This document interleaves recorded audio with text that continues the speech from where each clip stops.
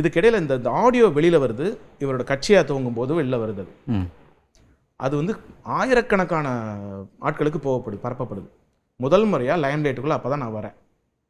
திரு சூசை அவர்கள் உங்களோட பேசின அந்த உரையாடல் வெளியில் வருது அப்போ முதல் முறையாக. அதுக்கு முன்னாடி நடேசன் பேசுகிறார், புலித்தேவன் பேசுகிறார், எத்தனையோ தளபதிகள் பேசுகிறாங்க. எதுவுமே யாரும் வந்ததில்லை.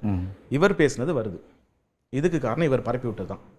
அவருடைய சுயலாபத்துக்காக அந்த நாம் தமிழர் அவர் கட்சியை ஆரம்பிக்கிறதுக்கு முன்னாடி செய்த வேலை தான் அது.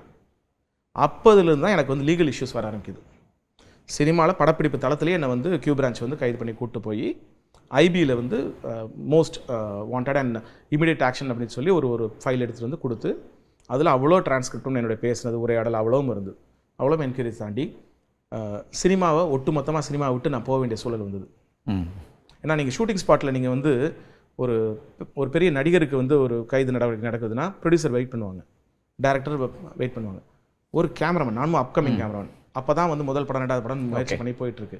அப்போ ஒரு ப்ரொடியூசர் வந்து என்ன முடிவு எடுப்பாங்க, ஒரே வருஷத்தில் 7 படங்களுக்கு கமிட் ஆகிருந்த கேமராமேன் நான் மொத்தமாக வந்து சினிமா வாழ்க்கை இழந்து, அதுக்கு பிற்பாடு நான் வந்து ஓகே இந்த பொலிட்டிக்கல் ஸ்பேஸ்க்குள்ளே நம்ம இருக்க வேணாம், இந்த மாதிரியான ஒரு டர்ட்டி பாலிடிக்ஸ், இந்த சீப் அந்த பாலிடிக்ஸ்க்குள்ள நம்ம போவேணாம், சாதாரண இழப்பு, ஒரு இறந்த உயிர் மேலே நீங்கள் வந்து ஒரு அரசியல் பண்ணாலே அது தவறுன்னு நினைக்கக்கூடிய ஆள் நான்.